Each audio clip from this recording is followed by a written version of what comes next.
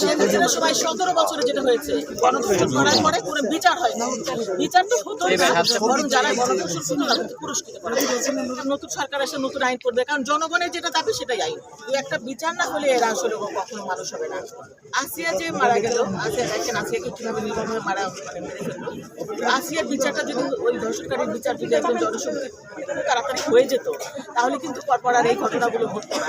যেটা আমার শেরপুরে ঘটেছে, ময়মনসিংহে ঘটেছে, এরকম ৮ বছরের বাচ্চাদের, বয়স্ক মানুষও এরকম হয়ে মারা গেছে। কুমিল্লাতে একজন মেরে ফেলেছে, তা আমাদের দেশটা তারেক রহমান যখন এদের পেপারে দেখেছেন, মানে টিভিতে দেখেছেন, উনি সঙ্গে সঙ্গে কালকে আমাকে ফোন করে বলেছেন যে আপনি বলে যে আমি তাদের পাশে আছি। তো আমাদের চেয়ারম্যান তামান্নার পাশে আছে, তামান্নার পরিবারের পাশে, সেই জন্য আমরা আজকে এসেছি আমাদের গিয়াস ভাই তাদেরকে সাথে নিয়ে আমরা জানাতে এসেছি যে তারেক রহমান এই পরিবারের পাশে আছে। আমাদের দেশনেত্রী বেগম খালেদা জিয়াও শিখিয়েছেন, যেখানেই নারী নির্যাতন সেখানেই মহিলা দলের সভানেত্রী, মহিলা দলের পক্ষ থেকে তারেক রহমানের পক্ষ থেকে এসেছে। সেদিনের সময় ১৭ বছরে যেটা হয়েছে, আগে তো ১৭ বছর হচ্ছে গণধর্ষণ। আমরা ধর্ষণ শুনেছি, গণধর্ষণ কখনো শুনি। গণধর্ষণ করার পরে কোনো বিচার হয় না। বিচার তো হতোই না, বরং যারা গণধর্ষণ করতো তাদেরকে পুরস্কৃত করা হয়েছে।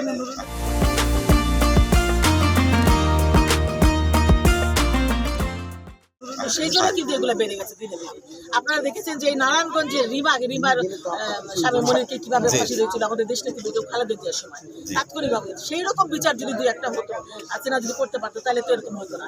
এখন এই নতুন যে সরকার আসছে, আমি আশা করবো অনতি বিলম্বে, কারণ এই যে সময় ক্ষেপণ না করে, কারণ প্রমাণের দরকার নাই, তো প্রমাণ তো হাতে হাতে দরকার পড়েছে, হাতে নাতে। সুতরাং জনসমক্ষে লক্ষ লক্ষ কোটি কোটি জনগণের সামনে একদম ফাঁসির কাজটা জানানো উচিত, যে হাজার হাজার জনগণ দেখবে।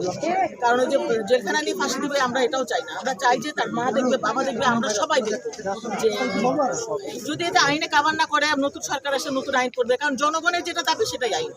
সেই আইনে তাহলে ইসলামিক আইনে করুক। ইসলামিক আইনে তো আছে যে তাদের গণসম্মুখে পাথর নিক্ষেপ করে তাকে মৃত্যুদণ্ড কার্যকর করা।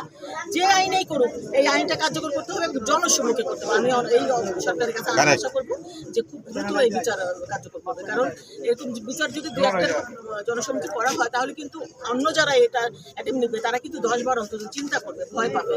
তো সেটা অবশ্যই করে যাবে।